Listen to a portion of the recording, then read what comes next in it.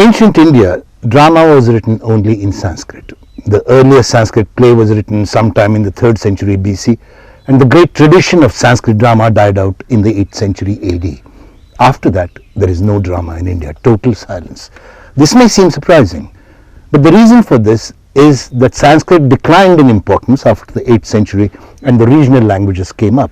Tamil, Telugu, Kannada in South India, and in the north the Prakrit languages, which later became Gujarati, Marathi, Hindi or what have you. And in these languages there was no drama. They didn't like written text. They treated performances, all kinds of performances, as similar. A drama was like music or dance. That is, it was not recorded, it was only handed down. It was given from the guru to the disciple. And this meant that these forms kept on changing their shapes through the centuries.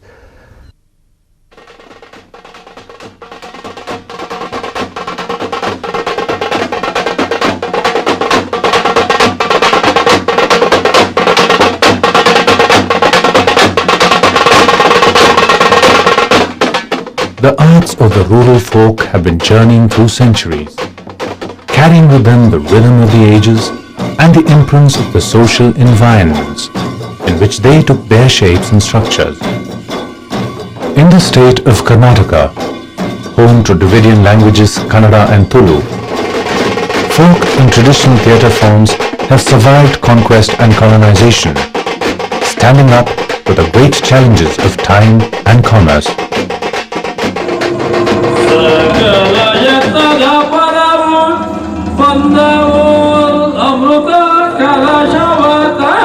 Yakshagana, a thriving traditional theatre form of coastal Karnataka, is an iconic example of a surviving narrative that has retained originality in form and yet adapted itself to the urgency of its times.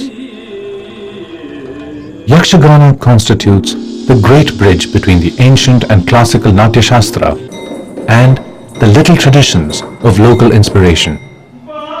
The men play the female roles, as is the case with most traditional theatre forms. The vitality that Yakshagana has acquired in terms of popularity, patronage and improvised content owes much to the major reinventions that were attempted in the middle of the 20th century, when performances were done for the first time in the local Tulu language too.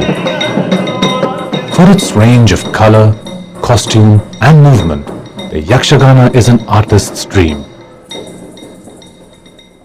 What makes Yakshagana unique is the artistic license it gives us as choreographers. I aim at capturing its rustic vibrancies to blend it in my choreographies to meet the present social haste and the language barriers.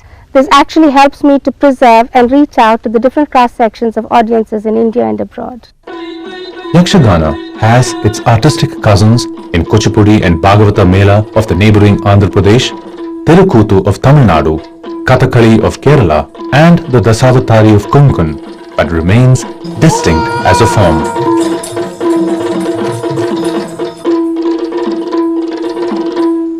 The music represents the old school of South Indian music, with about 50 ragas changing according to the situation. It has a strong folk element in it and is rich in its range and adaptability. The dance is full of energy and raw power. With its highly stylized and elaborate makeup and costumes, Yakshagana exhibits a high degree of aesthetics. Yakshagana, usually performed in open fields, generally begins late in the evening and lasts until daybreak. The performers improvise movement and interpretation, tirelessly keeping rhythm and tempo. Most of these forms go back to about 4 centuries in their present form, about 400 years, not more than that, with the sole exception, of course, of Kudiyattam, which is at least 1,200 years old. We have texts there in the Kudiyattam repertoire which go back to the 8th century.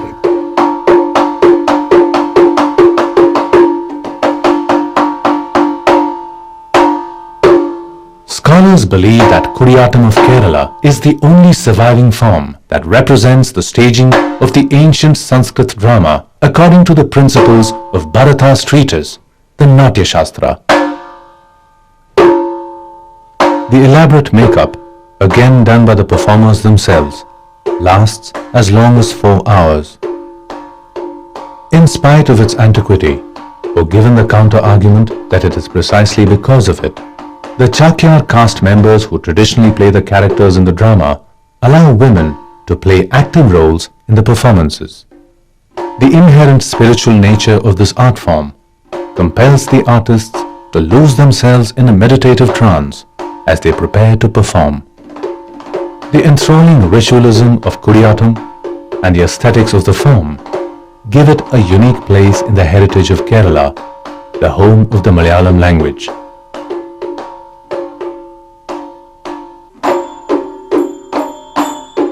There is a romance in the very story of the revival of this great art form that has struggled through decades of neglect and want of patronage. One day, I happened to see the great thespian, the living legend, Guru Amanur Madhava Chakyar at the Trichur temple Kuttambalam, where he was performing. There began G. Venu's journey of devotion and respect for the Guru and this most pristine art. In some temples of Kerala, theatres have been specially constructed for Kudiyattam performances. Kerala is also a treasure house of classical traditions in Kathakali, Mohiniyattam and Krishnanattam. Now after 25 years, we have now very efficiently trained, very outstanding, talented young performers trained by Guru Amanur Madhava Chakyar.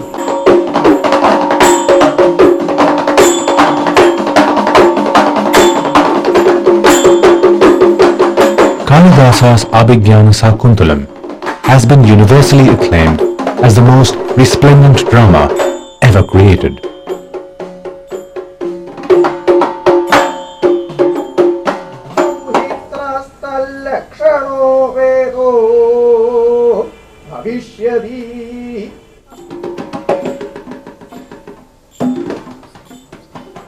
The finely nuanced movements of the eyes, Netra Abhinaya, and the hands, Astamudras, are enthralling to the appreciative Rasikas among the Sahidriyas or members of the audience.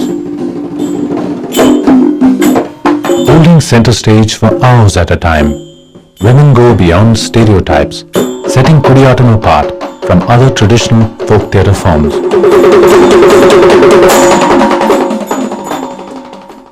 When there is a popular classical drama, we can see all over India and other part of Asia also, even in Europe, we can find a small puppet version of it.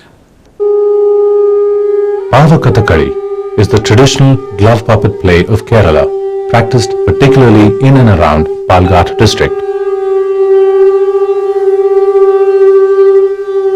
Pava meaning puppet and Kathakali meaning story play, developed into its present form in the 18th century.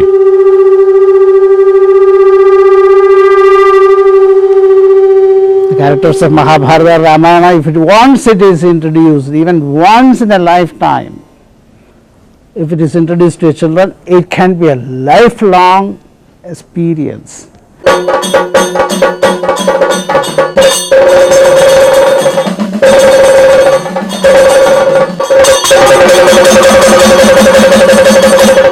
The range of puppets, 1 to 2 foot high, are carved on wood and joined together with thick cloth cut and stitched into a small bag. The puppeteers insert their hands into the bag to manipulate the puppets. The few families of puppeteers who speak a mix of Telugu and Malayalam appear to have migrated from the state of Andhra Pradesh. They excel in adapting the dance stories of Kathakali. The episodes are usually drawn from the Mahabharata. The songs are traditionally in Sanskrit and are rendered by the puppeteers themselves. The conventions of Kathakali character types are followed in the costumes, headgear, jewelry and makeup of the puppets.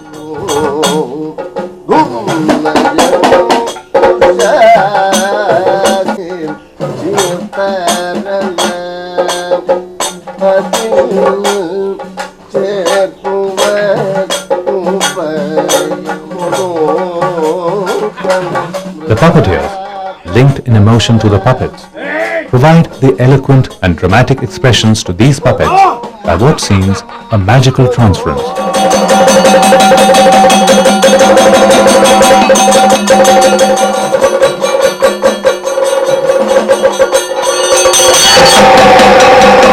The performers are vital links in an unbroken tradition. What accounts for this extraordinary continuity of Indian traditional forms? There are several reasons, but the most important is a movement called Bhakti, which means devotion or faith. This movement began sometime in the 6th century in Tamil Nadu and then spread like wildfire all over India. The movement rejected all ritualism, it rejected hierarchy in society, it rejected priesthood. It said God was approachable to every person. Any person only had to surrender himself to God and God would be available.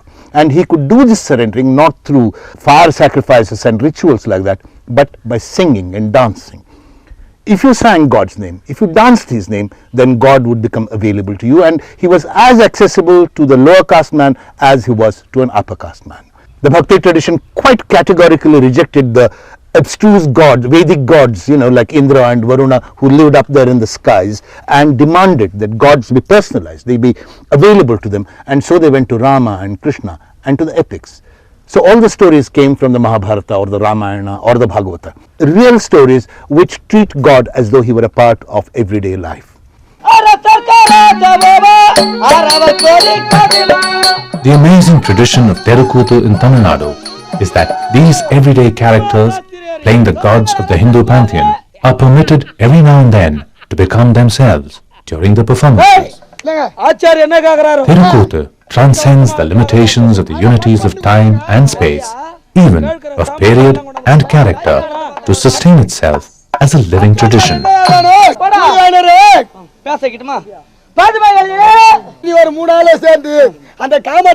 The big screen heroes of Tamil cinema, the clamour of the Tamil television channels, cannot drown out the call of Terukuthu performers, their voices carrying over a radius of 1 kilometer from the stage, holding the audience in their thrall.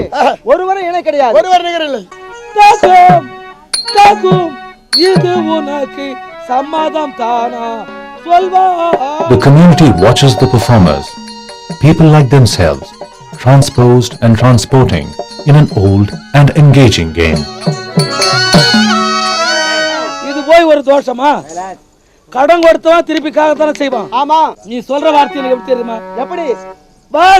The working village community that sustains Terukuthu cannot accommodate elaborate hours to make up.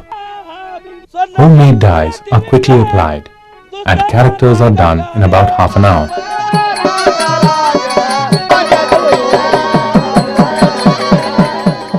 It is the performance that lasts 6 to 8 hours, with the characters joining the singing choir when their bits of the act are done.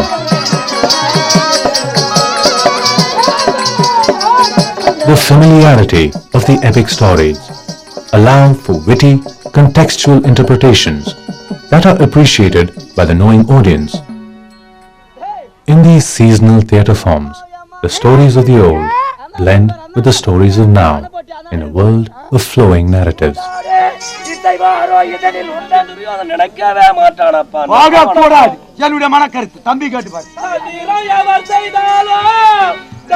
Here, time is yet to be divided by colonial, cultural and commercial interventions into ancient, medieval and modern periods.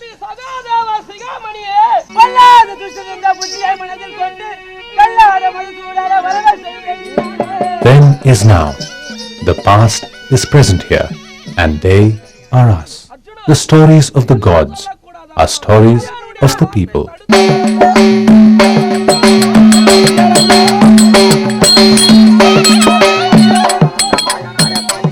ஆதி காலத்தில் இதுக்கு முதலீடு கிடையாது கட்டக்கூத்துக்கு. அதனால் ஒரு பிடிமானமோ ஒரு ஒழுங்குமுறையோ இல்லாத இருந்தது. அப்போ இந்த கட்டக்கூத்து மனசு குறைஞ்சி போச்சு. இதுக்கும் முதலீடு வச்சு முதலீடு வச்சு இப்போ நடத்துறதுனால ஒரு குழு ஒரு அக்ரிமெண்ட் மாதிரி இந்த புரட்டாசி மாதம் ஒன்று சேர்ந்தாங்கன்னா அடுத்த புரட்டாசி மாதம் வரைக்கும் இந்த கம்பெனி விட்டு போகக்கூடாது. And so the tradition continues. With the act done in one village, the troupe moves on to the next, as long as the season lasts. When the paint is wiped off with coconut oil, the performers return to agriculture for their livelihood. As one Terukutu guru put it, we don't worry much about money. Now, what made these traditions financially possible was that the financial risk was taken by either the king or the minister or the landlord or the local officer or even by some person who had made a vow to the temple. For instance, if I wanted a child, I could go to the temple and make a vow that if I had a child, I would sponsor a performance. This meant that the financial risk of all these performances was taken by a few organizations, and the common audience did not have to spend money. They came, they sat there, they enjoyed the show. More than anything else, they were willing to take the aesthetic risk of things going wrong. This allowed for improvisation, which is the essential basic quality of Indian performing arts. And the enormous success of the traditional Indian art forms is attributable to the fact that no money comes into the picture, so that they could grow and let down roots among the common people. Togalu Bommalata is another wonderful example of the great traditions of shadow puppetry in Asia. Togalu means leather in Telugu, a language of the state of Andhra Pradesh, and Bommalu means dolls. The form is said to have originated in 200 BC, but it was in the 16th century that a version of the Ramayana was specially composed for a Togalu Bommalu performance.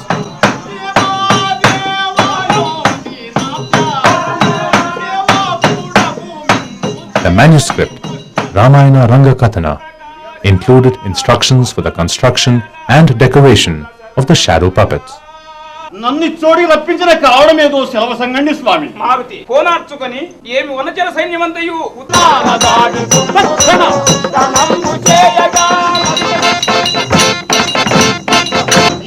Typically, a troupe of 6 to 10 artists, comprising of manipulators, singers, dancers, and instrumentalists, stage a vibrant shows.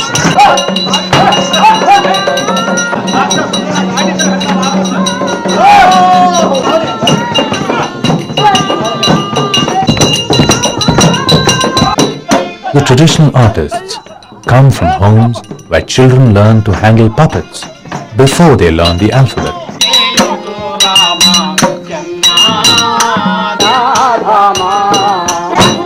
These are artists who have traveled to Germany and New York but struggle back home in their rural existence. మన భారతదేశంలో బొమ్మలే తోలు బొమ్మలే తరమరుగున ఆడేది వాళ్ళకు అంత ఇదే లేదు. వేరే దేశంలో అయితే ఆ బొమ్మను అట్లా కదిలిస్తే మనం ఆ మాదిరిగా వాళ్ళు కూడా చూసే వాళ్ళు కూడా అంత ఉత్సాహంగా ఉంటారు, ఎగరుతూ ఉంటారు. The shadow of the commercial world looms large over the little puppets, but the artists battle on for their muse.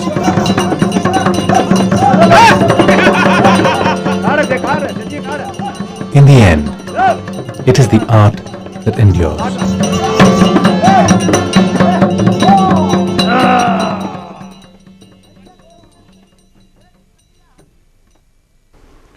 With the arrival of the British, a new kind of theatre emerged in the Indian cities. This was urban theatre, which was based on the Victorian model. There was the proscenium, which separated the stage from the audience. There was the emphasis on commercial viability, which meant the audience, for the first time in the history of India, paid to see a show. And along with this, there was a contempt for traditional Indian theatre. It was seen as passé, as something degenerate that should be allowed to die, probably. But fortunately, in 1930s, some people came forward to work for Indian theatre, to try and save as many forms as possible.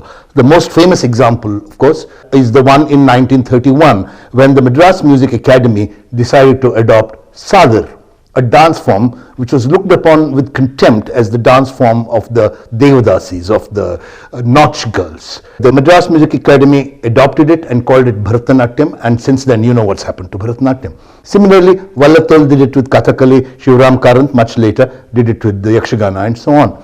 I'm glad to say that I have also had a small share in this excitement. In 1988, when I became the chairman of the Sangeet Natak Academy, I was approached by Appukuttan Nayar, a great scholar from Kerala, who said that unless something was done, Kodiyattam would become extinct.